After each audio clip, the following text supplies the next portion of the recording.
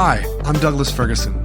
Welcome to the Facilitation Lab podcast, where I speak with Voltage Control certification alumni and other facilitation experts about the remarkable impact they're making.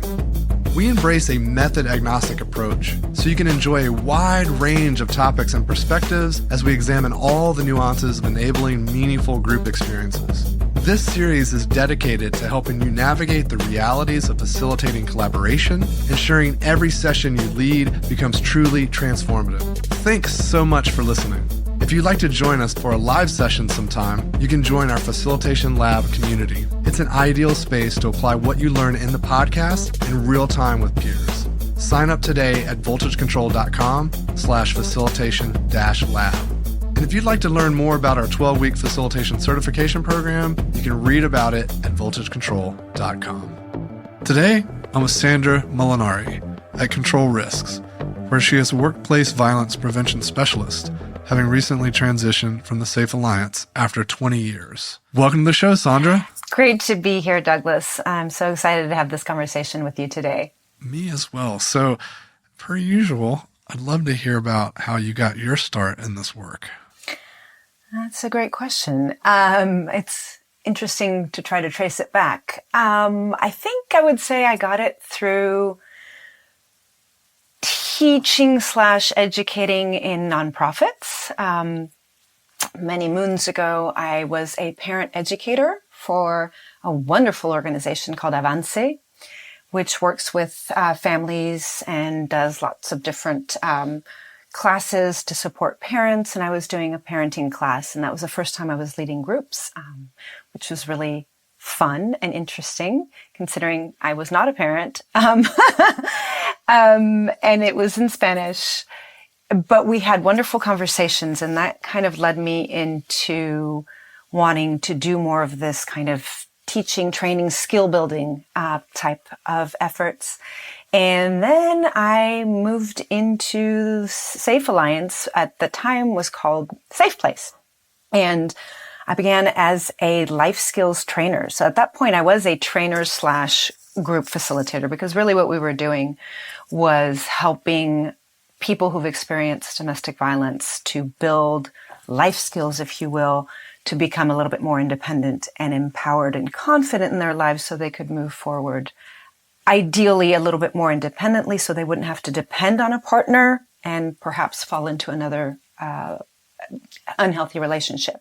So I did that for several years, and that really taught me a lot, because it taught me a lot culturally about how different people navigate the world in different cultures. I was doing a group in English, a group in Spanish, so just lots of different cultures and life experiences were coming through that. And so I had to fine tune how I was doing that in order to be responsive to the groups. That led to training, actual training, providers in the community who were providing services for people who might also be experiencing violence and abuse. It led to community education efforts, and then ultimately to working with workplaces and training groups in workplaces, training and facilitating conversations, I would say, around how do we create safe, respectful workplaces that are less likely to foster sexual harassment, or how do we also help identify sexual harassment or the spectrum of sexual harassment and address it before it harms more people. So within that tenure, that your path and mine kind of our paths crossed through the Safe Alliance. And then I started the certification program and learned lots of new things there. So it's really been a journey. It's been very interesting and insightful. It always is a journey. And, and there's so much there I want to come back to. And maybe we'll just go all the way back to the beginning and start there. And you mentioned being a parent educator in this role and working with, it sounded like educating parents. And I was kind of curious, was this your first role in education, working with adult learning? It absolutely was. It absolutely was.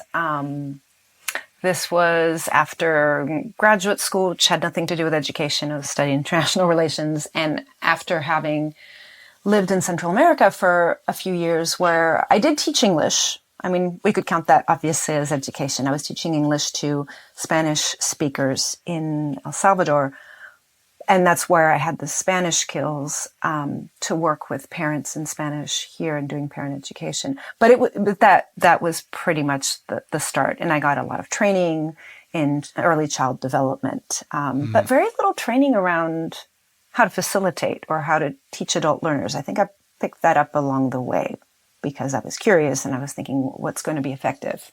Yeah, that's interesting. What was one of your first aha moments when you were shifting from working with, kids, teaching them English, and then shifting into this kind of adult learning space and helping them navigate the world of parentry? Well, actually, I was teaching adults English. When I was in El Salvador, I was teaching adults English. Oh, you were teaching them English and the parent? Yes. Oh, gotcha. And then when I was and in Austin is when I was teaching parents around parenting skills, supporting them around parenting skills. But no, it was adults in El Salvador, adults, professionals mostly. So yeah, what were some of the differences then between working with adults around language and then moving into parenting skills? And also, I would imagine there's some differences between working in the commercial sector where these are business-related students versus now you're working with parents. There's probably quite a bit of differences. What were some of the things you were noticing as you were making that shift? There are absolutely differences between the groups. The English teaching I was doing in Central America was based on a very sort of strict curriculum that was effective at teaching people phrases and grammar in a very short span of time. And so we were following curriculum. There were drills that would be repeated. So that was there was little room to be flexible and move outside of those boundaries. So that was one thing. And the adults reacted fairly well to that. Again, these were professionals that were mostly in corporate sectors in El Salvador. So they were used to having a certain way of doing things. And then when I shifted to the parent education, of course, then it's not so black and white. It's not a grammar question or a spelling question. It's not a right and a wrong way to do things exactly. And especially culturally, because I was seeing lots of differences between the English-speaking group I was working with and the Spanish-speaking group around notions of what is appropriate in parenting, which is very, very different because for the Spanish-speaking folks who are mostly from Mexico and Central America, they were having to navigate a system that has very different cultural norms around what's appropriate with children. And it took me a while to realize that and think, hold off, wait a minute.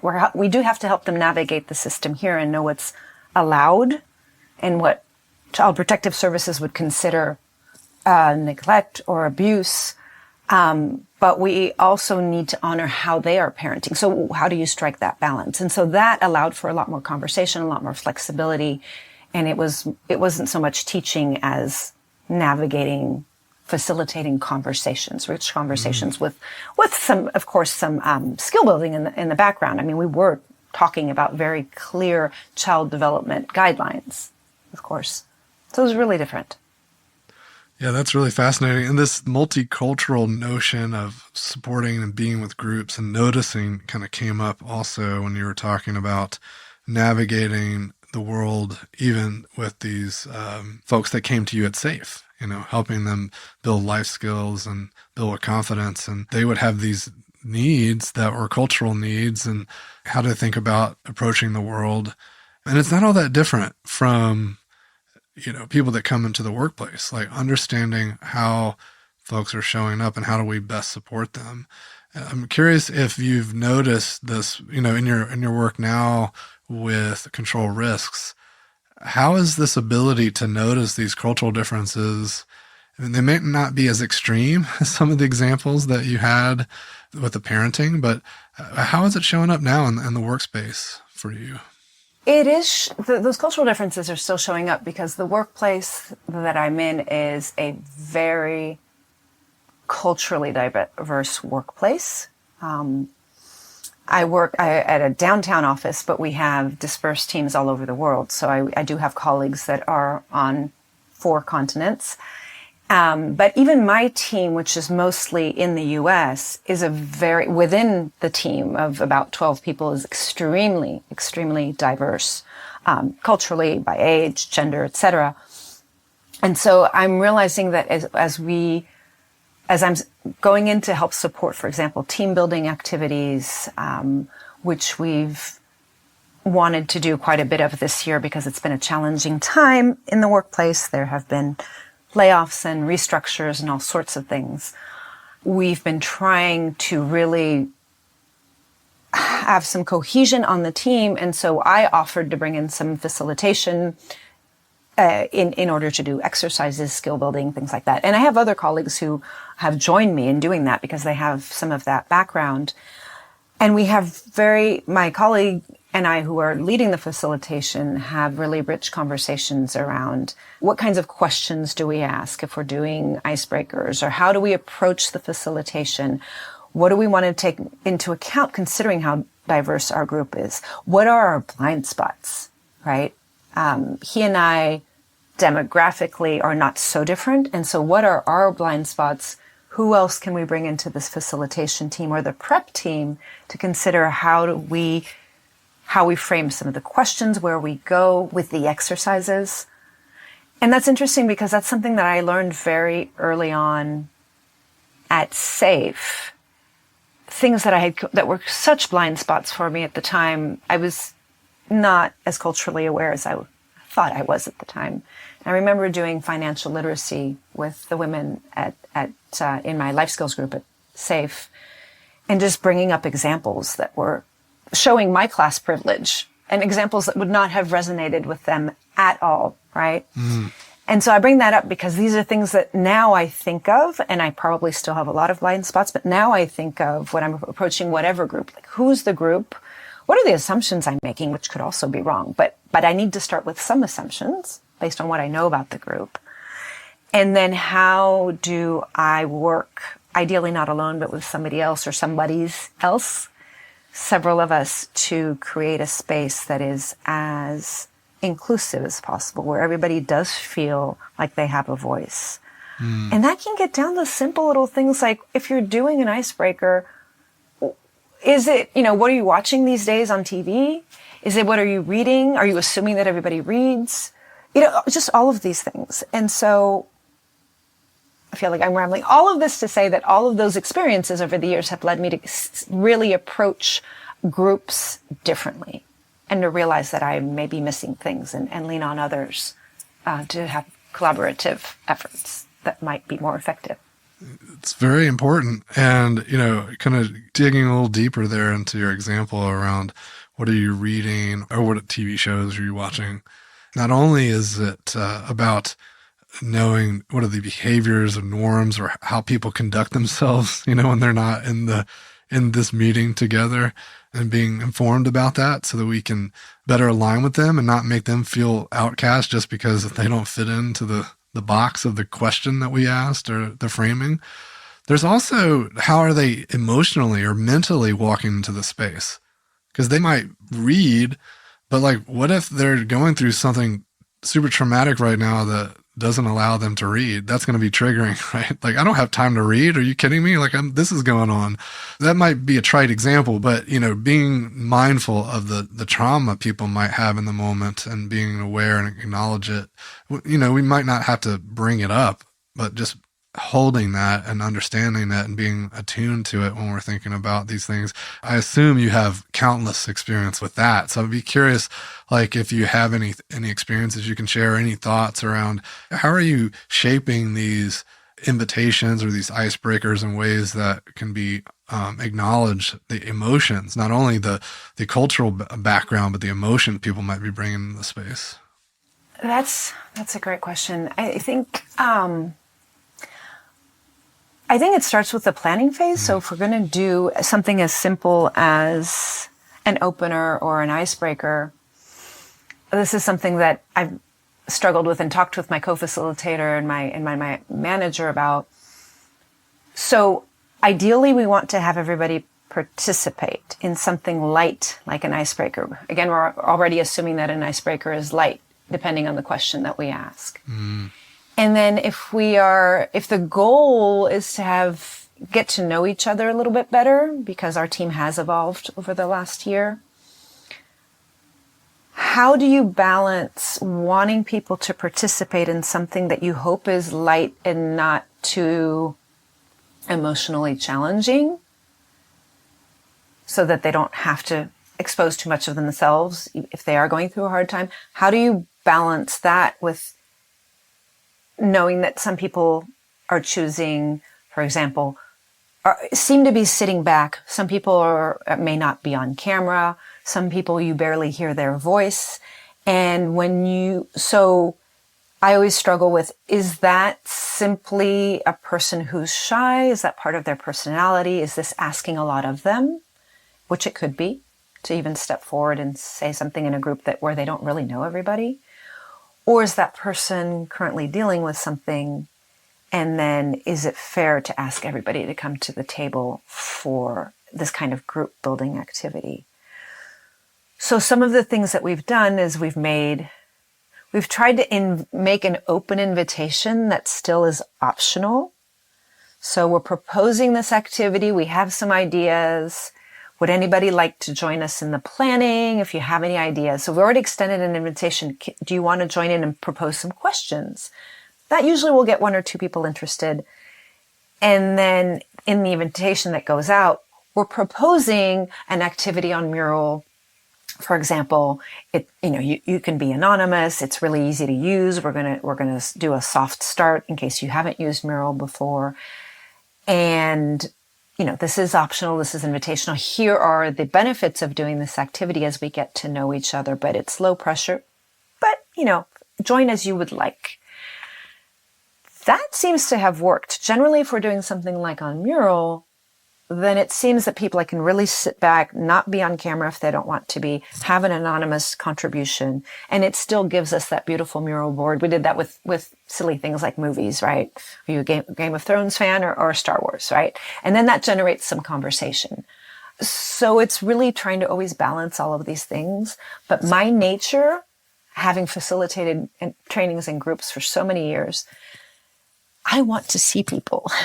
And I have been a little bit frustrated since the beginning of COVID that so many, we're on camera, which is frustrating. Excuse me. We're on Zoom or virtual platforms, which is frustrating to begin with. But then when we're trying to lead a facilitation and people are sometimes not on camera and sometimes not even chiming in the chat, then that makes it really difficult. But again, I have learned, in large part through my colleagues at SAFE, who were very trauma-informed, that, sometimes you just can't ask people to do that. That's just too much to ask of them. And so now I understand that. Still leaves me a little frustrated. But yeah. There's lots of layers there that I'm hearing. It reminds me of a story of a facilitator told me once about one of their participants was just they're kind of head down, just seemed totally disengaged. And so had a discussion with them afterwards, and it's oh, I had a migraine. Yeah. And it's wow, they cared so deeply about, talk about the level of engagement that you have to stay in the session with a migraine. So that they were engaging as much as they could. But as a facilitator, you're probably it's easy to jump into this oh, they're, they just don't want to be here. It's so it's well, I heard some advice once. Always assume positive intent. Absolutely. I love that. And I've learned that over the years also. Always assume positive intent. Again, is that as easy to do as it is to say? Not always. But you're absolutely right. And that's a wonderful example. And I've seen numerous examples on Zoom calls, trainings that we were doing where, 3/4 of the group is off camera, but the chat is going really, really well. And people who are off camera are actually on chat. And so there is a lot of chatter going on. And so I had to realize, there are different ways to engage, even in video calls. There are many different ways to engage. And again, assume good intent. You never know. The other thing that jumped out to me was this, you were talking about sharing the benefits of doing this activity or even doing the work. And I think that's so key. And as much as we can do that in the invitation up front and the scene setter when people arrive, just reminding people why we're even asking them to show up in this strange way. Because, oftentimes we're asking people to step into a new way of being, like, come into this imaginary world with me and behave in a brand new way. And if people don't understand why, if they don't understand the benefits, that can often create some distrust to begin with. And if they're already feeling a bit weary or a bit untrustworthy, then it's really difficult to pull them in. So I love that you mentioned sharing the benefits. Yes, because sometimes those benefits seem obvious to us as facilitators, and maybe some of the people in the group are able to see those benefits immediately. But others are just seeing, I'm being asked to do this other thing, like you said, this new thing. And why do I keep being asked to do these things? This is Zoom fatigue, is a real thing. I don't want to share with these people. I don't know these people. So as much as we can show why this is going to be helpful to the team and to our work, and ultimately to that person, right? The person might say, well, I'm tired and I'm having a hard time and I don't really care about the team right now. Or they might not say it, but they might think it. So how could this potentially be beneficial to them? And then people will do what they want with that information. But you're right. We can't just offer something up without explaining the why of the gathering. I also really am a big fan of bringing people into the design process early. And that was something you mentioned, how do we broaden the group of somebodies that you're bringing in? And because you talked about blind spots. And so, of course, the more folks that are involved, the more that the blind spots are diminished. And then also, we're including those people in the why. They're starting to understand the benefits because they're in some of the dialogue. And so, this upfront clarity that we can get to when we bring more folks into the design process, really, really cool. Any other examples of how that's shown up in your work where you're doing, because you mentioned some community kind of facilitated work. Just kind of curious if you're doing much in the way of kind of group design or bringing folks in early before the actual sessions where they convene. I think I'm not doing as much of that now. So I think the clearest example of that was the sexual harassment prevention training / groups that I was doing at SAFE, where it took us some time, lots of iterations of building this training to realize we really could bring the client, if you will, the employer representatives into some of this design process. In other words, not only having a customization call, which we were starting out by having customization calls, explaining the program. Yes, this is what you're interested in. Great, let's have a customization call. Tell us about your needs. Well, why are you bringing us in, etc. But we realized over time that that was helpful, but we were still not always addressing the needs in the room, because the people having the customization calls were leadership, and they were not necessarily always in conversation with the people most impacted on the ground by sexual harassment or inappropriate behaviors in the workplace, et cetera, et cetera. So because a lot of employers just didn't have the ability to give us time with employees in advance, we said, okay, we understand that. We would have an agenda going in after doing the customization calls and all, but we would lay out, this is a tentative agenda. We would lay that out for the group and ask them which of these areas are most important. Is there something else that you would like to discuss today? Give them some time to think about it, and then offer them an opportunity to give feedback. They could always give us feedback or input directly, but we were also doing anonymous, we used anonymous tools so they could give us that input in real time around what was important to them. And we realized that that was even more effective at really, really honing into what the group felt they needed, so that they felt like they owned the training, like this is going to be meaningful to us, as opposed to, why are we coming into a 2-hour sexual harassment training? What's going on? It's not the most fun thing to do for most people. By the time they left after a couple hours, most of the group said, wow, that was so interesting. I never thought of things that way.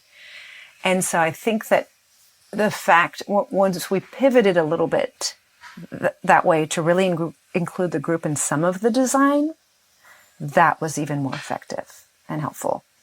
And that was a challenge for me, because as somebody who really likes structure and likes a certain agenda, and I like to know where I'm going with things, I've always felt like I was responsive to the group, but I still had an agenda. So it was balancing those two elements. And I've learned over time, through lots of discomfort also, that it is more important, I think, to be responsive to the group. Still keep your agenda in mind, but if the group is going right, you can't keep going left. You have to spend time with that group where they are. There are ways of bringing them a little bit back to what you had planned if you feel that's necessary, but sometimes that's not necessary.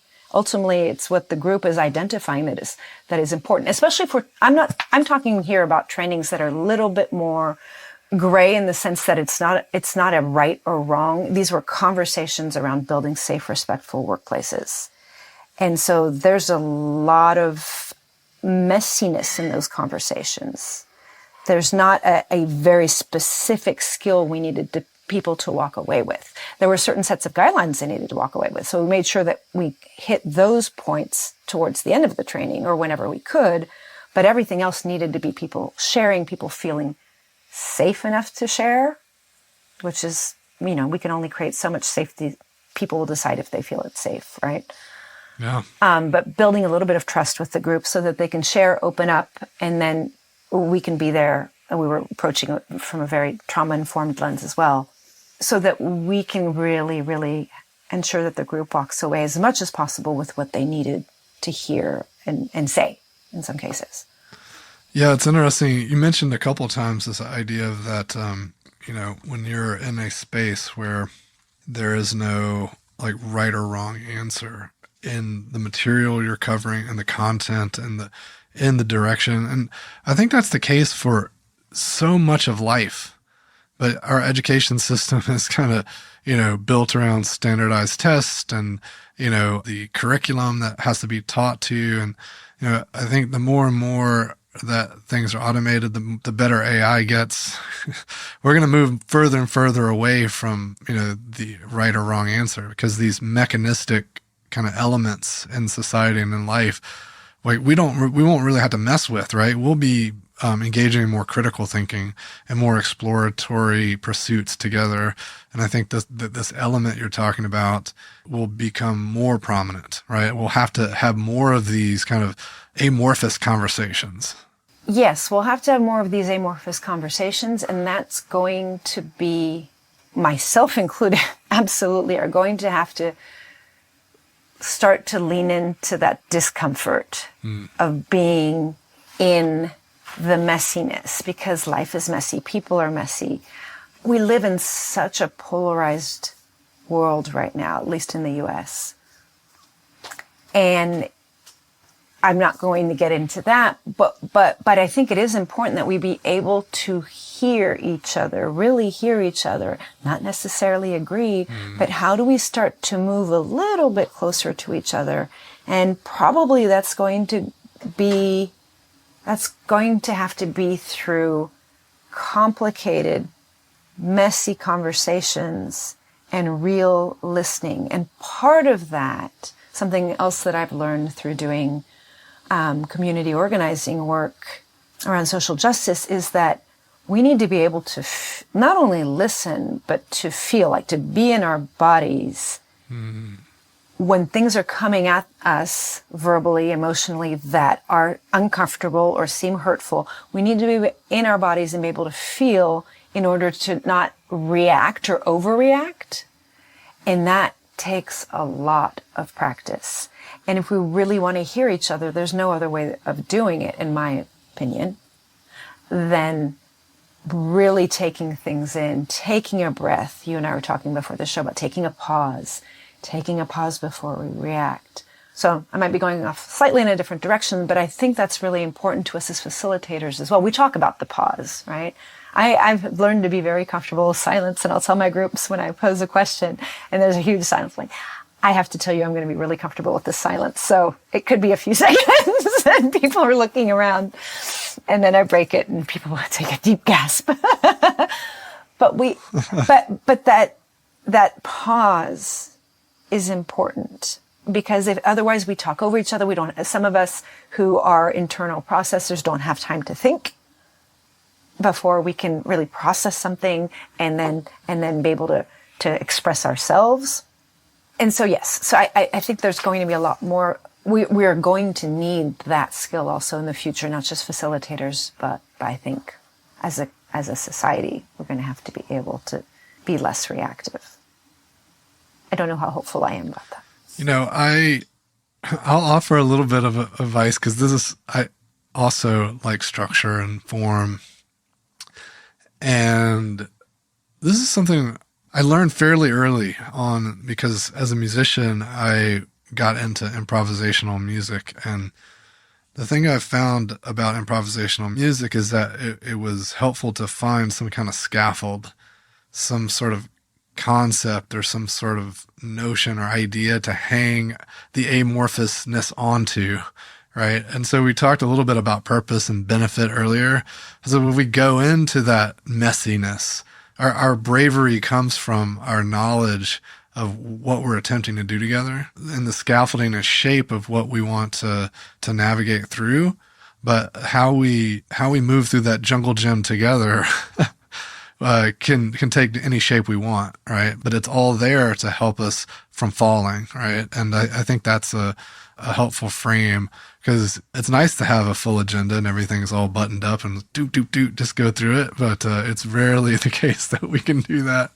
Yeah, the scaffolding is the key. The scaffolding and the purpose, right? So the scaffolding is built with the purpose in mind. So being really clear on what is the purpose. Is it skill building? Is it generating rich conversations around a certain theme and being able to hold space with one another? Those are two very different things. You might still be able to hold space with each other and do skill building, but there are very different types. Is this a training? Is this process facilitation? What is it? So having a scaffolding and being very clear from the beginning on what the purpose is. And as you and I have been saying, make sure that the group or audience or group participants are clear on what the purpose is as well.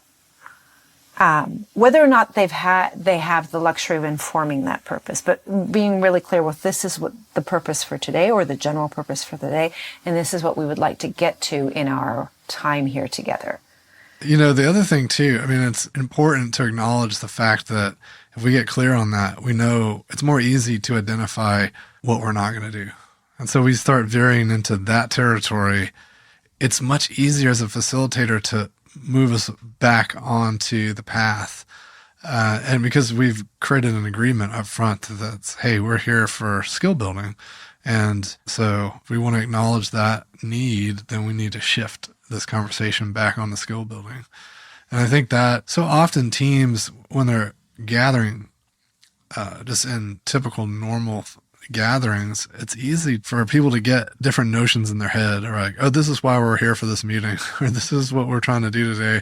And when folks aren't aligned, that creates so much tension, because everyone's pushing on different vectors, if you will, and we're not trying to get into this unified path.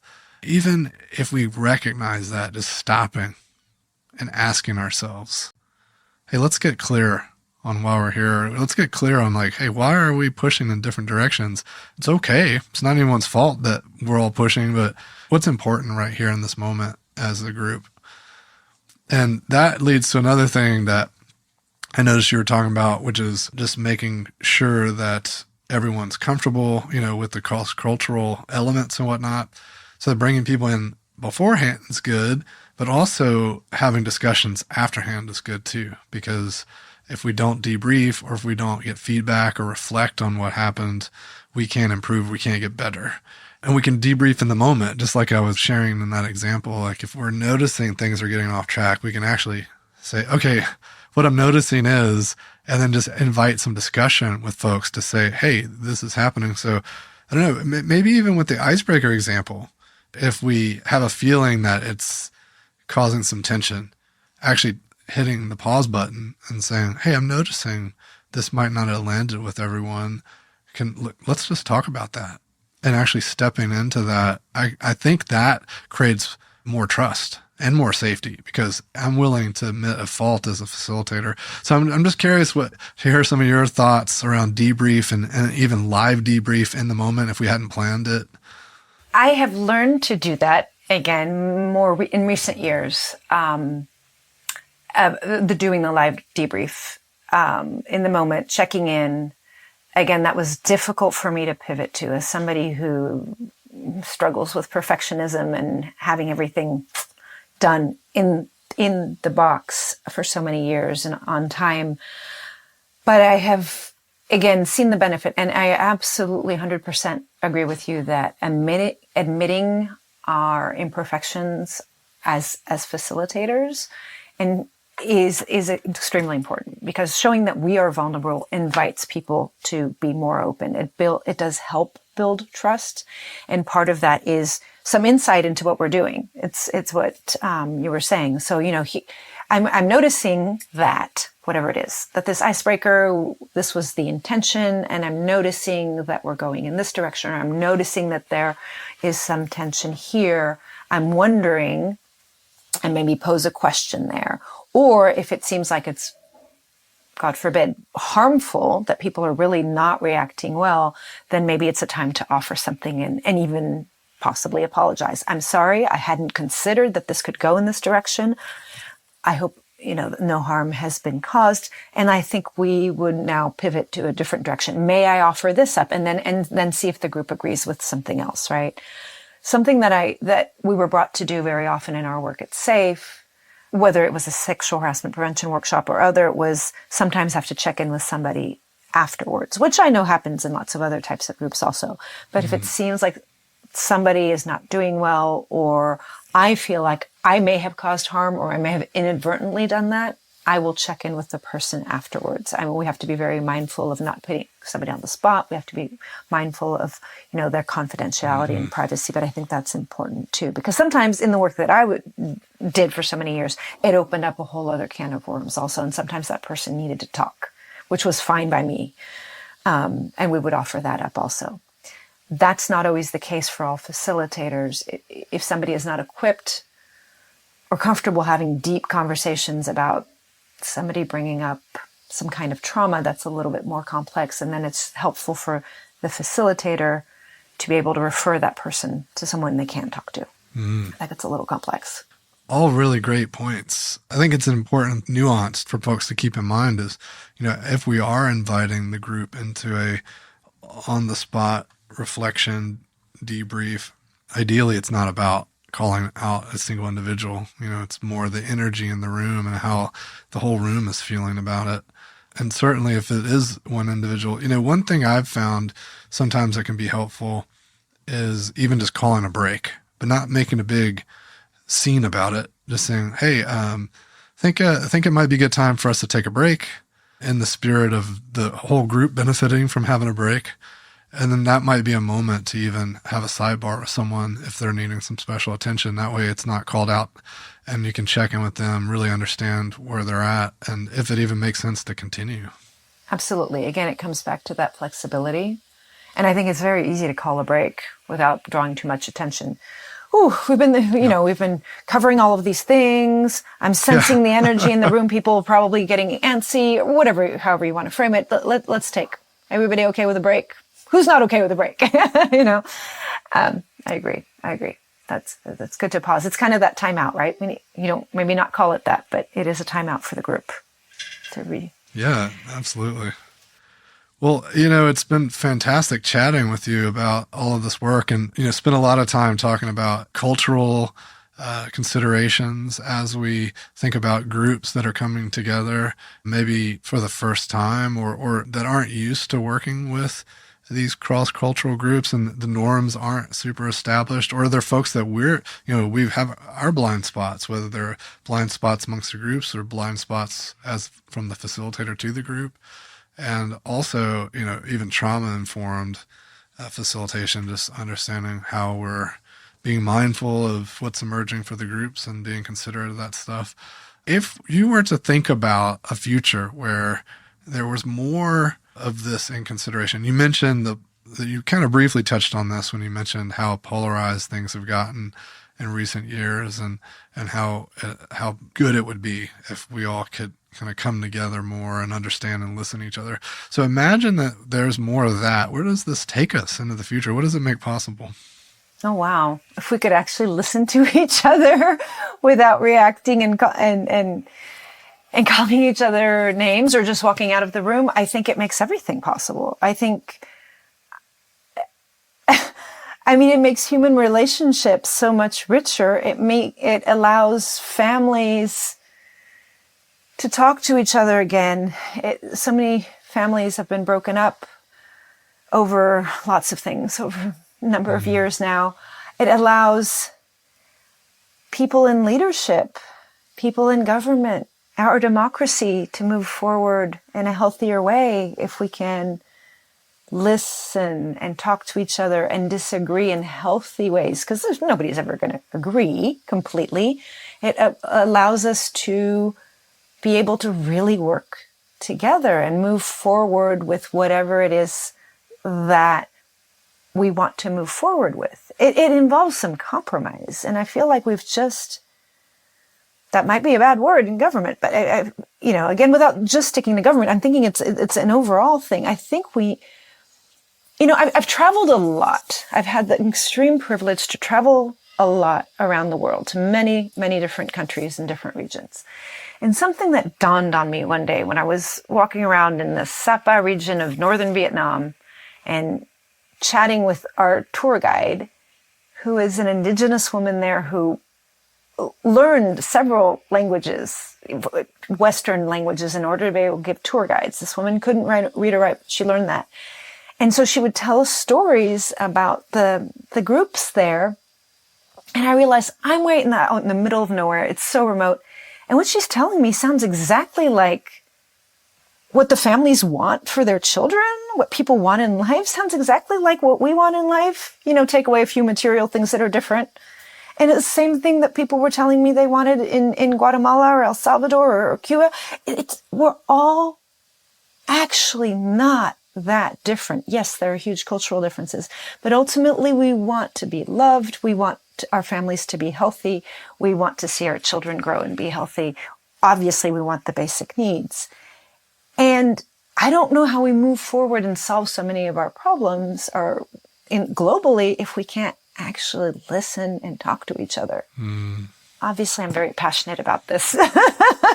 This is the type of thing that keeps me up at night, because I feel like this is what's going to prevent us from doing so much that we need to do for future generations, is if we can't even agree on anything or any facts I think that's. And so as facilitators, I think we have a golden opportunity in a very small space to add our little drop to the bucket, right? To add our piece and helping people start to listen to each other and see that it's okay. It's actually all right. The sky is not going to fall, and we can hold that space for people. And if they see that, they might want to try it elsewhere. That's the way I look at it. That's lovely. And it reminds me of how Maslow's hierarchy is such a great model for thinking about leadership. And if we really just get back to the basics of what we all want and need and in order to thrive and flourish.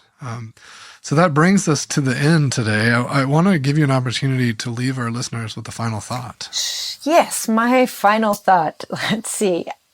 I would say facilitation is a wonderful, wonderful set of tools. And whether you're new to facilitation or if you've been doing this for a number of years, just know that the world of facilitation is so rich, and there's always something to learn. There are always new insights. Doing the facilitation certification program was wonderful because I got to meet so many people in different industries using facilitation skills in completely different settings that I had never even considered. And so it just opens up a range of possibilities that we can apply that to, and it is sorely needed.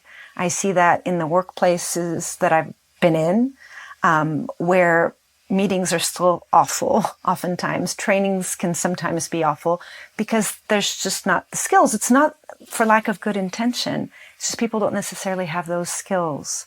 And so so these gatherings aren't as effective. And we can't do that piece about meeting each other and listening to each other and moving things in the direction that we want to move them in, while keeping everybody feeling safe and heard, listened to. Awesome. Sandra, it's been a pleasure chatting with you today, and I look forward to seeing you again sometime soon. Thank you so much. I've enjoyed the conversation, Douglas. Really appreciate you having me on. Thanks for joining me for another episode of the Facilitation Lab podcast. If you enjoyed the episode, please leave us a review and be sure to subscribe and receive updates when new episodes are released. We love listener tales and invite you to share your facilitation stories. Send them to us on LinkedIn or via email. If you want to know more, head over to our blog, where I post weekly articles and resources about facilitation, team dynamics, and collaboration. voltagecontrol.com.